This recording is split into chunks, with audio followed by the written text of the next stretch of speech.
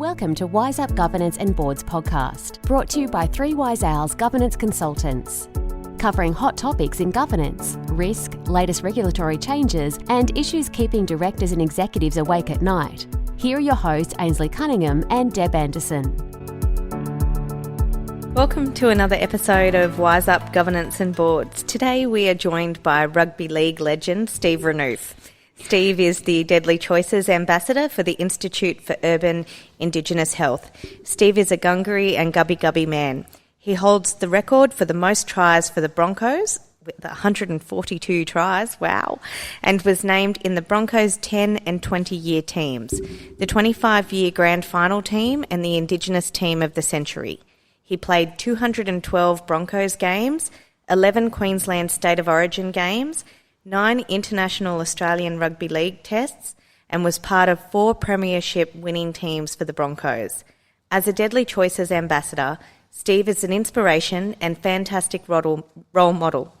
While he may no longer play football professionally, he still plays plenty of sport and is always keeping active and eating good food.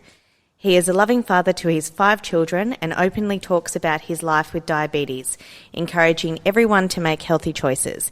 His favourite healthy meal is garlic prawns cooked on the barbie, and his favourite exercise is going for a walk. You can follow Steve on Twitter at TheRealPearl03.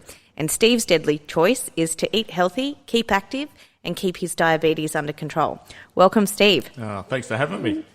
Like that little intro. Yes, thank you. Garlic prawns on the barbie. I know, that's a bit just like, wow. Bit exciting. I'm on the Gold Coast. Yeah.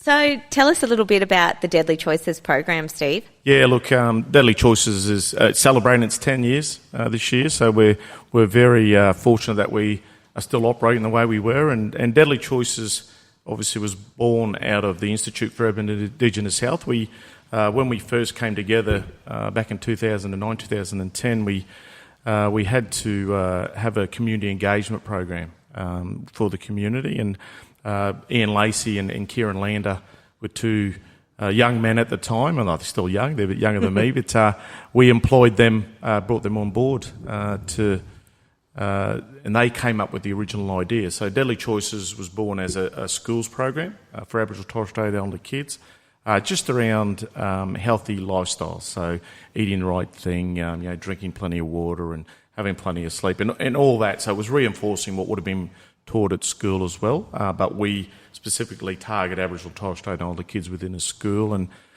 then out of that, came this idea that the boys come up with an idea, or the group at the time, it wasn't just the boys, and how about we look at these shirts that we made, the Deadly Choices shirts, you might see them around the place, and why don't we use them in the medical centres to try and incentivise people coming for a 715 health check, and that's where it was born, and it was so popular using that concept, and along the way we built partnerships to help with that, and obviously the first one being a partnership with the Brisbane Broncos, because our community love rugby league, especially up here in the southeast corner. So having the Broncos come on board back in 2013 as our first partners in our Deadly Choices program, it just really lifted the profile of what we were trying to do. So the shirts become very popular, and the only way you can get one of those shirts is get a 715 health check.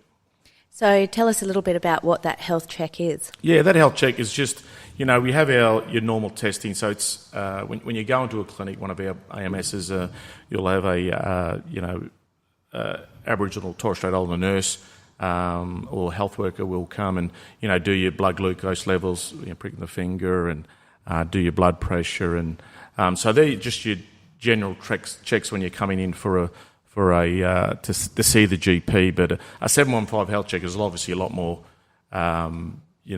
detailed, and there's a lot more around it. It's your normal health check that you might go to yourselves to a GP, and so it's just about that. It's just about the thorough check. And what we found, it's around that preventative health. So, a lot of the things we do, all our programs or community events, to participate in a lot of those, and I'll go through them, what they are later. Everyone has to get a health check, and it's amazing over the years that we've found people with underlying conditions they didn't have. A lot of those have been diabetes, but there's been heart conditions picked up just by getting a health check. And, we have a Murray Rugby League carnival where a lot of young and older men still play, and women and children. And, we've picked up diagnosed cases just through those health checks to go into these carnivals where people, like, if they stepped on the field, they probably wouldn't, it was pretty dangerous from a health point of view that they actually played. So that's happened over the years a lot. So once again, it's all about preventative health and picking up, chronic diseases that, people might not know they have.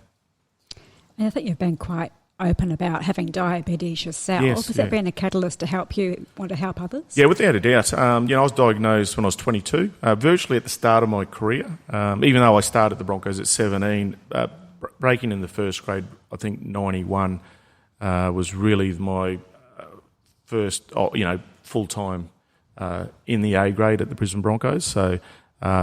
And then in 92 or early 93, I was diagnosed. So for me, I had no option. I mean, I was very lucky that I had a great GPs, obviously, and specialists here in Brizzy. I always say I was probably lucky, especially back then, to be diagnosed in a professional sports team because we had access to the best here in Brizzy. And so it was just an option that my GP, who's still my GP, Dr. Peter Friss, and he just said, look, you got two options. You either look after your diabetes and carry on with your footy career, which has just started, or you don't, and you'll have a short career, virtually. And so that was the option. So I chose the football career. The football career, which means I had to look after my diabetes. Yep. No, that's great to be able to have picked up on that so early and actually use it as a catalyst for change for you. And yeah, without a doubt. And so then really my lifestyle as a professional rugby league player suited the diabetes. So I had to have a healthy lifestyle. I had to be active. And that sort of just meant, they had to test a lot more my blood glucose levels and just monitor it. But because I had that discipline there already of being a professional sports person, that really helped. And you've got some great ambassadors behind you with this program. Yeah, without a doubt. With Deadly Choices, we had Preston Campbell. He's been on board since we first started. We got Willie Tonga's come on board. We got Talisha Harden, who's now been selected. She's in the Queens. She's played in the Queensland team that won the other week, and she won a premiership with the Brisbane Broncos. And Petra Sevnasiva's come on board, and we got Willie Tonga. He's from where I'm from. He's from he grew up in Cherbourg. I was from Mergen, and so Willie's come on board, and we got a whole lot of Brandon Wakeling from down here. He's a weightlifter from the Gold Coast, so he's on board as well. And Scotty Prince, Scotty Prince shows his face every now and then. Princey, he pops up every now and then. And Taliqua Clancy. So Taliqua now, I think, is on the Gold Coast. She's living in Adelaide, but she's a Queensland girl, grew up in Kingaroy. She's rated as the number one beach volleyball player in the world, and she plays obviously with another partner. But she, on the Gold Coast here, not long ago in the Commonwealth Games, I think she got a silver medal. I think her and a partner, and so she's come on board too. That's really good that it's branching into even other sports and that as well now. Yeah, we talk about I spoke earlier about our Broncos partnership, and that's been very, very important. Our partnership is very important to what we do. So started obviously with the Brisbane Broncos. We went to the other Queensland Rugby League teams.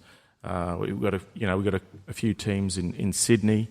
Obviously North Queensland, Gold Coast, and Gold Coast have been great. And then this year we formalised our partnership with the Queensland Firebirds, so that was really good. And then Taliqua Clancy came on board as a Olympian. So we were very happy with that. And Brandon Wakeling and his weightlifting. So they're both targeted to do the Tokyo Olympics.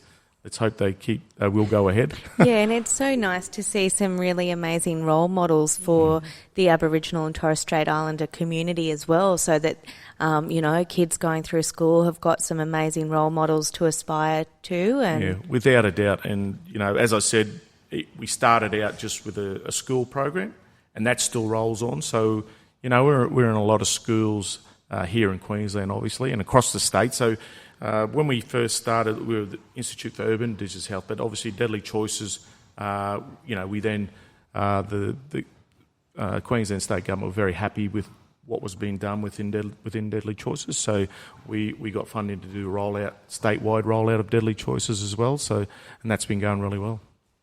So once you pass the health check, how does Deadly Choices work?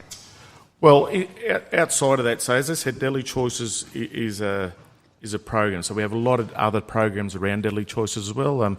One of the original ones was our Work It Out program. So that was targeting elders, I think 50 plus patients. And it's probably been one of my favourite programs outside of Deadly Choices because we had elderly through our different medical centres. So we have exercise physiologists. So the guys would get, the patients or our community, the elders would get referred to the program. So we'd have about a group of 15 or 20. They get to work out at a gym, all under the watchful eye of our exercise physiologists, and then there'd also be a education part of that, where after we did our gym, we'd then go into a room and we'd talk about a specific subject around health, whether that be diabetes, bring a dietitian in or bring in a diabetes nurse or expert to talk to them about different conditions. So that changed every few weeks who we had in, and it was just nice to say to them, that program's probably going 9 years now. Deadly Choice, as I said, is 10 years old this year. So that specific program is the second running, longest running program we have. And I used to always say to them, because they're all the old aunties and that, and I used to love, I love going along and chatting to them. And I said, you're the most educated elders in the country around health. And it very much is so true. That's what Deadly Choice does bring to the community, is about, we have, 10 years, we have young kids, so we do Deadly Kindies. We do work closely with our mums and bubs clinics and program where, encouraging mums. And this is a really another good one that I love, that, going full term for Aboriginal and Torres Strait Islander mums was something, they never, there's a lot of underlying problems there, and they might not always do on the full term. So our mums and bub has really turned that around. So the young mums we brought into the clinic to help them through the way when they found out, they were pregnant, that all of a sudden we've had to turn these stats around in our area about, our mums going full term with their babies, which health-wise, which you'd understand, makes a big difference. So we've had young people born into Deadly Choices, so they're now 10 years old. They don't know any different. So it's about that early intervention, and that's what we really worked on. So it's early intervention. So we got all these young kids that have come through the school system that have been around Deadly Choices now for 10 years, and they know that's all they know. They know what it means to be healthy. What's the right thing. We added into what the program healthy relationships with young people and how that looks, and what is a healthy relationship. So that's been fairly new, brought into the Deadly Choices program, but it's something that we see as a bit of a priority for the community, just like your general health. So I think I read something on the website around one of your aunties passed away earlier this year, who was a bigger catalyst for the program. Oh yeah, look, we had Auntie Pam, and so she was our, she was sort of our shining light. One of the first nurses, Aboriginal Torres Strait Islander nurses.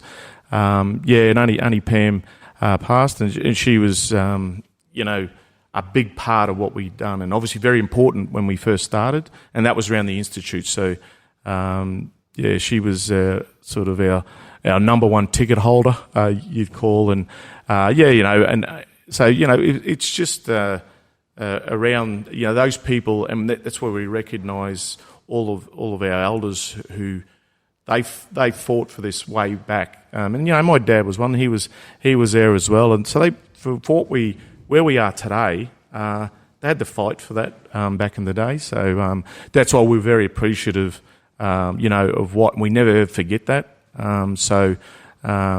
Us as an organisation, the Institute for Urban Indigenous Health, we're built on that. So they're sort of our principles, and our principles we tie into obviously linking back to traditional ways and cultural ways, and that's the way we operate. So we never forget that. We have our own system of care through our clinics, and it's very unique as well. We talk about that, and it's not just a process line. We just get patients through and get them in for 15 minutes and roll them out. So it's a lot more detailed than that. And so the thing is, we realise that there's a specific care that our people need. And we got to have a culturally safe place where we bring them into too, which is our medical clinic. So, and we built that's all part of what we do. So, and historically, a lot of our people wouldn't go and get a health check or go to the doctor in general.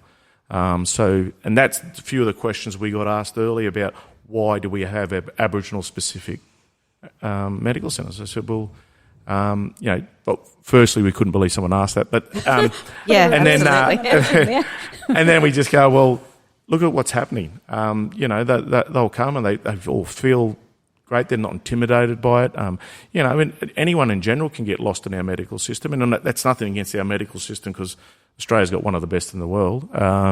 But for Aboriginal and Torres Strait Islander people, and we've showed that through what we do in the Institute and Deadly Choices, that we've got more than ever that many people coming through. I mean, I think we're not far off 40,000 patients just here in the southeast corner that have gone through our clinics or that are engaged by our medical centres. It's really just building that trust initially, isn't it? Exactly. Once you've got that, word of mouth gets around. Without a doubt. And I say to people, I get caught up in my own little world with my work and what I do, and I do other bit of work, a bit like corporates and that. So you sort of go, when you want to get back down to earth or back in touch, I just go and hang out at a medical centre.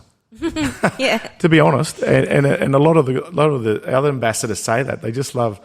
I'll go to the Gabba clinic or wherever, and you sit there. And sometimes it's just good to connect with everyone when they come through.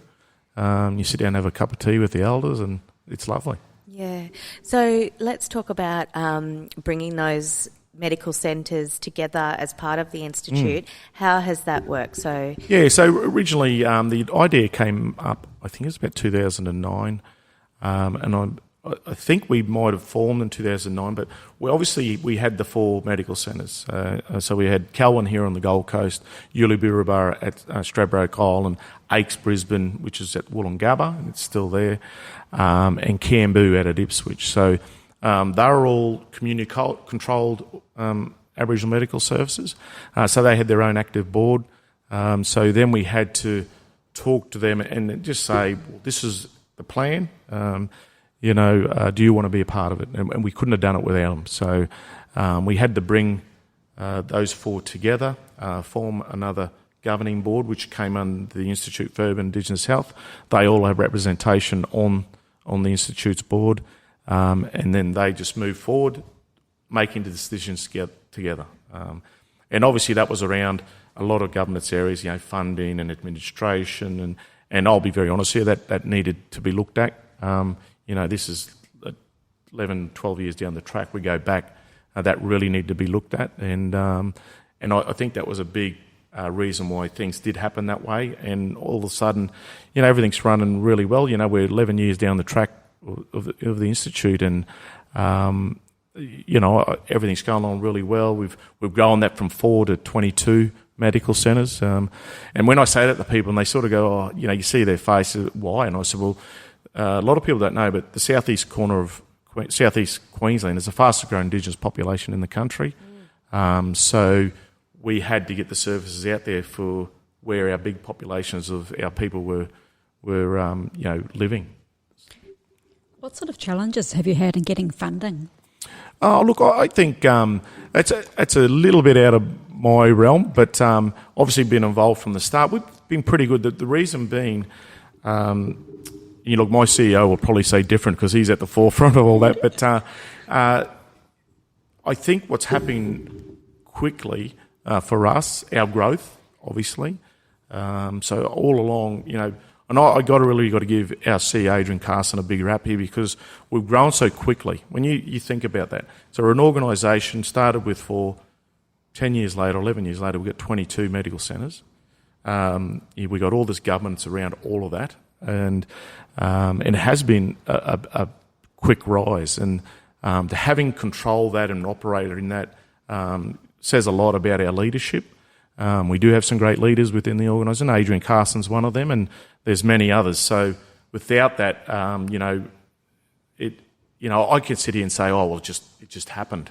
But no, that's not true. I know that's not true. So it's but to be a part of that is, and you get to a point, you go, we just sort of, we're at a point now where we're sort of looking at where we're going in the future, because the population growth is growing. And but yeah, look. There were obviously different challenges with the community, bringing those 4 clinics together and, representation. And, then we had our board for the Institute, they're not all Indigenous people on the board, so there was a little bit of pushback there. But, you build boards around expertise and, you got to have, a very diverse group, as you guys would appreciate, a diverse lot of people on your boards, and they bring their own different skill to that. And but I must admit, pretty happy where we are at the moment, and it's just about taking check now and see where we're going to be in another 10 years.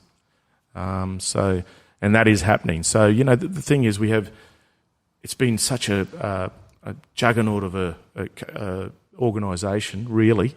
But, we're very happy where we are at the moment. Yeah, you're experiencing phenomenal growth. Yeah. And, as you've said, it presents its own challenges when you scale so quickly. Yeah, it does. And it's just about what becomes a priority here. And obviously the community is always our priority. That's why Deadly Choices is so important to us. It's our community engagement tool. So that's always our priority. But then with our services and, and where do we go now? Mental health's are really ramping up. And that was a time thing for us to grab a hold of other, issues within the community. And, we've partnered over the years with Movember and organisations like that. And, so we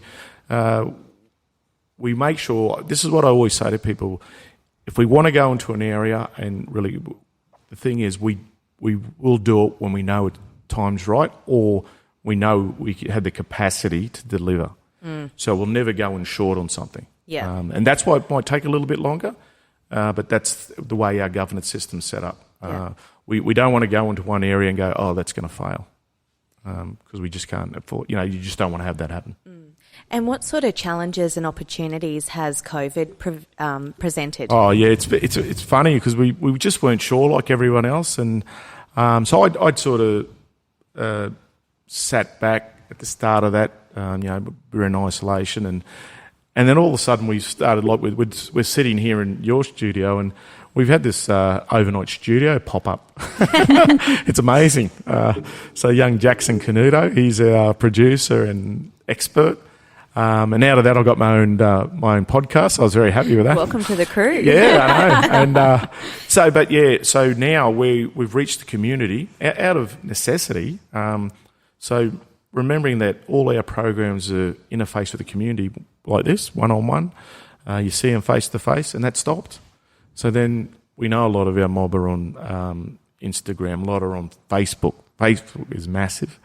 And I don't have the stats here, but we keep track of, our Deadly Choice digital platforms and where we're at. And so Facebook's big for us. So we go live Facebook or so we do a lot of work around that. That's come out of COVID. And what that's done, we're going to end up going from this, semi-permanent, studio to a permanent one, because it's just the way it would go in your head, with telehealth.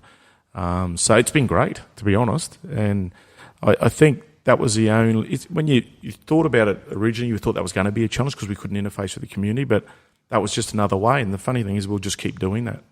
We're back out in the community now in different areas. Obviously, we have our schools program back up and running, and obviously still adhering to the rules with the other programs. We had another program launched this year late last year, DC Fit. So that was targeting 16 to 25-year-olds, and in the general community, but we noticed in our community that we had programs all around that age group, group. So it was all about them coming in and doing like station fitness, and it's not heavy fitness, obviously. And once again, they're referred to the program through our AMSs, and they're just for young people to feel like they can be young and fit, and once again, it's just getting that cohort of the community with healthy habits, which sometimes, as I said, in the greater community, they can drop out of not our society, but out of the loop of general life, and that happens across the board. So we're trying to keep them engaged. Yeah, quite a vulnerable age group, aren't they? Yeah, it is. And because it's just specific, talking about in a sporting term, rugby league, we'll have, and the stories all the time about these young kids, 15, 16, 17, they're going to be big stars, and they just get lost. And, they'll leave school and then, bang, you don't see them again. And it's like, where do they go? And sort of just get eaten up in, so it's around keeping that young group engaged in their health and taking responsibility. And it's probably a safe space for them too. Well, it is, and it's good to see. So we've taken that online as well. We took that online. So I had all the younger ambassadors actually do the physical work. I was just doing the commentary, so I was pretty happy with that. Not out there showing them how it's done. That's up to the younger ambassadors. So in terms of your medical health practitioners, are there scholarships available to help the Aboriginal and Torres Strait Islanders get to that level? So we have at all levels, we have traineeships coming in varied areas, obviously, and we had a partnership with UQ. We now have a partnership, I think, with QUT. So we've always kept in contact with that education side of things. When so in areas that anyone's interested in, and we can offer it, and we do. So we'll start out, if kids want to come in at that level of a traineeship, just in Aboriginal health, it's a good way in, and we offer those. And I think we're one of, if not the, I hope I'm saying that right, but the biggest employer of Aboriginal Torres Strait Islander people, definitely in Queensland, and I'm not sure in the country. So we make sure that's a big part of what we do. We have some, as I said, once again, we have a lot of good people in those places that help deliver that for us. And so that was really early on in the piece. So that's actually quite advanced these days. So, we have a lot coming through. And they're really good advocates for the program too, aren't they? Yeah, without a doubt. Yeah. So, that was something that it's not, it is about health, but it's everything attached to that. We want to have our people be healthy right through their life, from birth to to being an elder, and so we've built on that over the years, and but it was great that we recognised around those employment opportunities and coming into the medical industry, because we need more of our people in the medical industry. Yeah, it's so great to be able to give back to the community. We really love hearing stories like that. So in terms of your career with the Broncos, how have you found in terms of being a team player in sport and, going through strong leadership in coaching and things like that? How have you found some of those transferable skills taken across into the Institute for you? Yeah, look, I think it's about being a leader. I'm not a stand-up leader, but you become a leader within you. It was like a transition through my rugby league career, the Broncos. So I started there when I was 17. I left there when I was 29. So all of a sudden it got a bit scary for me, because Wayne goes, I think it was about 26, and he goes, "Oh, you're in the senior leadership group this year." I go, "What?" So I don't want to be in there.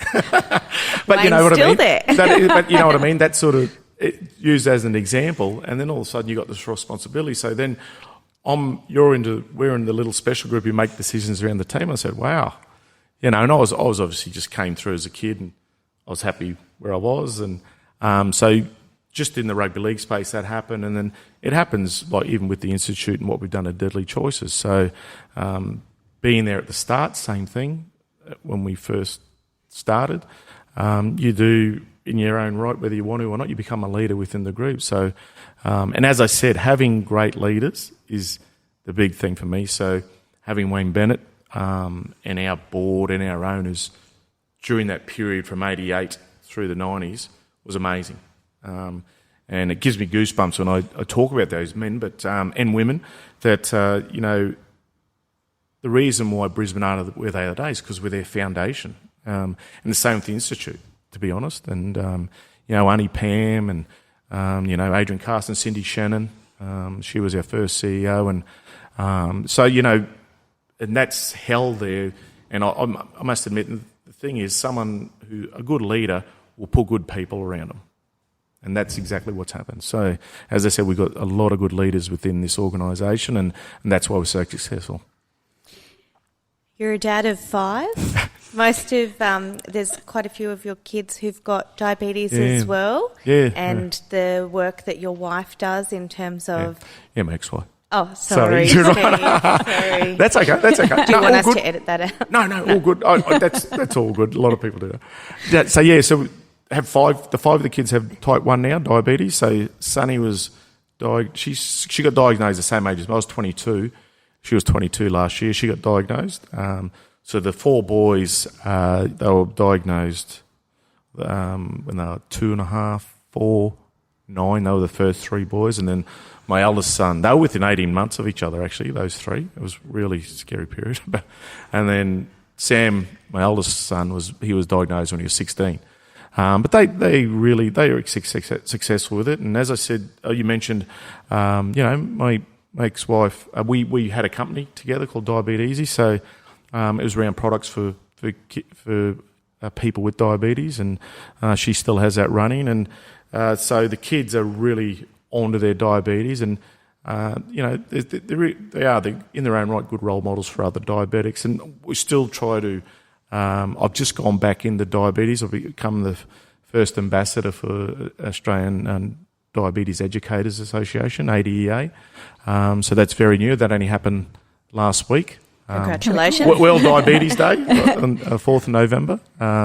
So, yeah, I'm the first official ambassador. And the reason why I do that, because through our journey with diabetes and a family with diabetes, diabetic educators are probably, and the endocrinologists won't like me saying this, they're the most important point I find, or diabetic nurses, of your journey with diabetes, especially that initial, when you're initially diagnosed, you believe it, you know, even though it's a condition, it's not terminal per se, but it's a condition you've got to live with the rest of your life. It's very scary, you know, for people when they're first diagnosed, and we know what that's like. So the people who made that really good for us, or made it, you know, not as hard, were diabetic educators. My mum's a diabetic, and she got it when she was 35. I'm one of 4 kids, and the same thing. So she had gestational diabetes with each of us, and then when she had my youngest sister, the same thing. It just stayed on, and she's had it now for, 35 years. And she finds that the diabetes educators are actually more up to speed sometimes with the latest developments in... Well, yeah, latest development, that everyday care. So initially when you engage, most of the diabetes, you get their number, you can ring them. It's amazing, the service they give you. They gave us as a family, and when the kids were, 15 at teens, they were allowed to ring them directly and talk to them about, I need something here, or this isn't working. And so the service they offer is amazing. How great's that? We just need to extend that to mental health, don't we? Well, yeah, it is. It's just about having those organisations like ADEA put their hand up. And this year is obviously the year of the nurse. So we celebrated on World Diabetes Day last week, the nurses, the diabetic nurses, and what the important role they play. And I'm very honest about that. When I went into, you usually go in the hospital when you're first diagnosed, and you spend the night in there. And my diabetic nurse at the time was amazing. So, in terms of the Institute, are there grand plans to become a national organisation? Yeah, well, the title is Urban. Look, the Institute is obviously responsible for Indigenous healthcare delivery within the southeast corner, and that's why Deadly Choice is such an important tool or program for us, because we do have a national footprint with that. So we're in the Northern Territory, Alice Springs, Northern Territory. We're in Adelaide, we're in Victoria, New South Wales. We're not in WA as of yet, but there's been chats around that. So I think it'll be more Deadly Choices. And we have other things like our system of care, which is very unique in the way we deliver that. So we look forward to hear more about that. And so I think it'll be more around Deadly Choices, which we are already, do have a bit of a national footprint.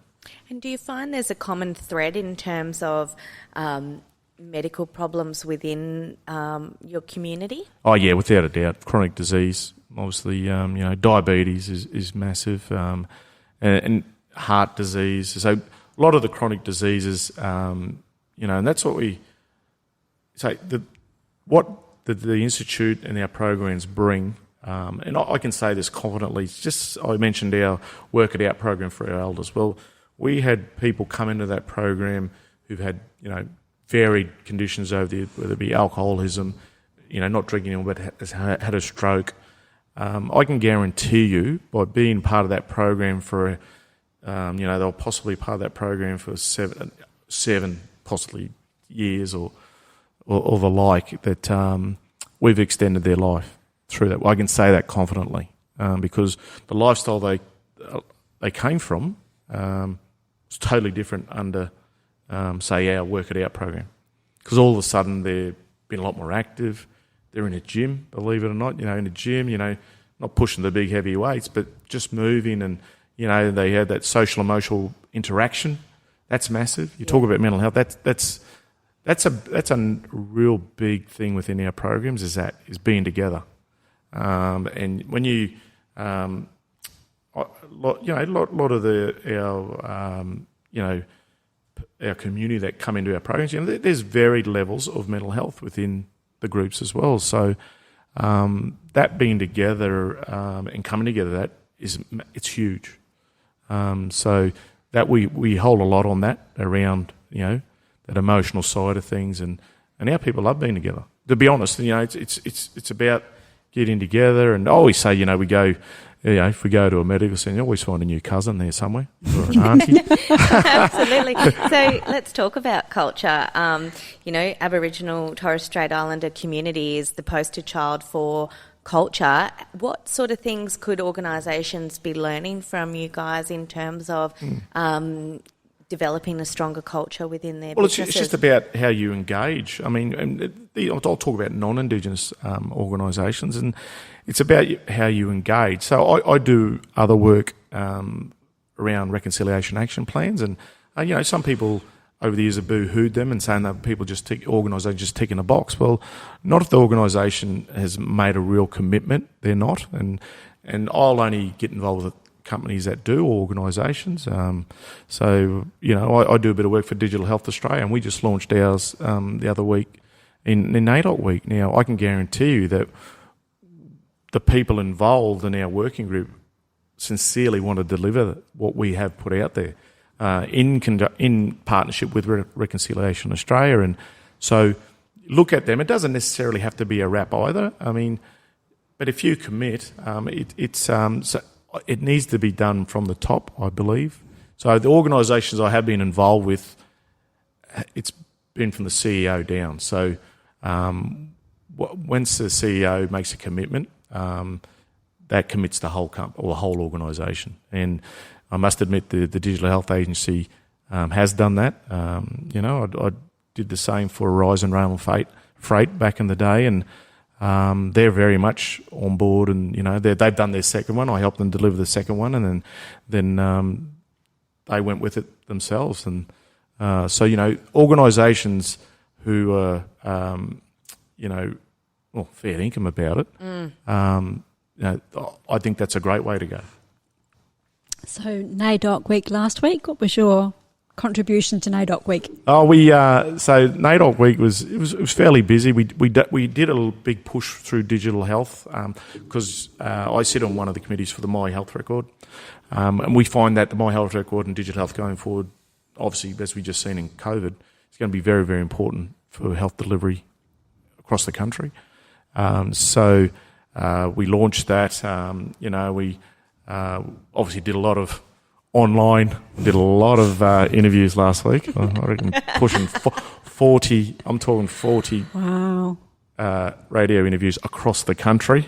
So in the last 2 weeks. Yeah. And it's just been huge. So, I think that's what it's about. It's about sharing that, and it's really good with the stations, in remote communities that I was talking to, and how I think they get it, but it's about us assisting them about the connectivity and how that's going to work and what it means to them. So what does digital health mean to someone in up in Keiran or something like that? So, and that's where it comes back to the organisation about, well, this is a journey you've got to come on with us because, it's going to benefit the community in the long run, and it's going to benefit the whole country.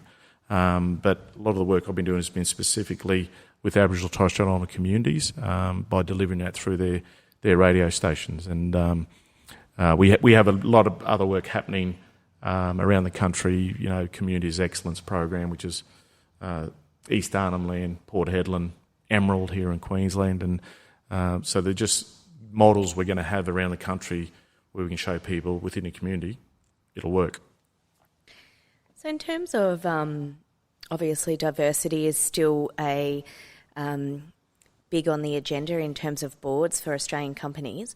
How can, and gender was a big ticket item for a long time, and now that that's sort of in some areas pushing 30%, how can boards get more diversity around Aboriginal and Torres Strait Islander representation on boards? Is there some sort of register of directors or a platform that can kind of marry sure those they're two out there. The way I co-chair one of that federal committee, the Medicine Safety Committee, and that was really just, mine was through connection, but it's about, possibly someone like me going and say, look, you can do it. It's, once you're on a board, you learn very quickly. I was very, when I went on board, so I co-chaired it with GPs and specialists, and I sort of, my first meeting, I was like, wow, what am I doing here? But I was there representing consumers, which is everyone in the country. So I then realised what my actual role was there, and that brings a different range. And then all of a sudden, he's Aboriginal man, so then you get that side of me. So I think there's that uniqueness, and you can say to people, if you try and get on boards, and I don't know the general, but obviously there's state government boards as well, and you can go on a registry there. I'm sure federal government does have a registry as well. And I sit on one committee for the state government as well. That's through skills and training though, and so there are opportunities there, and I think governments are realising that. You bring a unique part to a committee. So even outside of that, not being a chair, but being on a committee, it's great that if somehow we can get a lot more Aboriginal, Torres Strait Islander people on, because there's some, believe it or not, there's some smart ones out there. Yeah, absolutely. Well, a substantial portion of our population. Yeah, I know. You know what I mean. I was being sarcastic, but yes, it's really something that I think organisations need to look at. Yeah, and look, everybody brings something unique to the table, and I think, like you've just said, a lot of people, feel that maybe I'm not good enough to contribute here, but really, people just need to be heard for what they do have to bring to the table, and I must admit, when I first had my meeting coming up, which I think, it was actually here in Brizzy, which was good, because usually I thought, I don't think travel to Sydney or Canberra, but anyway, it was here in Brizzy. But it's one of those things when a penny drops when you're there. So in saying that to people who are looking at doing that. Yes, I think it's a bit scary at the start, but it doesn't take long to then realise why you're there. And then, open your mouth. Go your hardest. And like we're big catalysts for diversity is so much more than gender. It's age. It's, different religions and different ethnicities and just so much more than just gender. Yeah. No, you're right. And I think I must say the state government and their committees, and they're very good with it, especially with diversity. And obviously in different areas they look at that here in Queensland, and I'm pretty sure that gets mirrored across Australia. But then it comes down to the big corporates. I mean, we just look at what's happened with Rio Tinto. I'm not bringing on a negative here, but did they have a representative on their board that maybe not would have happened? You know what I mean? So just things like that. Yeah, thinking outside of the box too. Yeah, it is. Corporations have progressed a lot in the last 50 years, with digital disruption and technology and so many different, ethical investment opportunities. And so with all of that growth, you do need a different change in mindset around the board table to be seeing these opportunities. Yeah, without a doubt. And just look at the year we've had and what's come out of this year. So that's a lot of that, everything that happened during COVID and what's happened, I'll say directly what happened in America, it's all around diversity, it's all around culture, and so there's a lot to learn out of this year. And, and as I say, some of those corporates could, learn from that. Yeah, well, the Black Lives Matter movement and so, all of that as well exactly. has happened. It's around representation and, and just having that, within your organisation. Well, you go. No, I was going to say you're an amazing ambassador. Oh, thank you. Well, thank and truly, you. it's just been an absolute pleasure for you to come on our show. So before we wrap up today, is there any sort of top 3 things that you'd like to leave our listeners with about the campaign or the work that you do? Yeah, look, the work that we do, obviously, we're very proud of that. Deadly Choice, 10 years. I keep saying that 10 years, but we had no idea when this all started that we're 10 years down the track. We'd have close to a full national footprint with the program. It's worthwhile people looking at have a look. Jump on our website, Deadly Choices website, the Institute, because a lot of people don't know that. And I say we're just a program, but we're a program that was born out of the Institute. And hop online and have a look at our structure and exactly what we deliver for our people through our 22 medical centres we have here in the southeast corner. And the website is? Yeah, www. I think that's it. deadlychoices.org.au and obviously iuih.org.au. Fantastic. Well, thanks for joining us, Steve. Thanks, no worries. Steve. Thank you. That's all for today. Until next time, happy podcasting. And remember, if you're enjoying the show, check out our other episodes and all things governance at www.3wiseowls.com.au.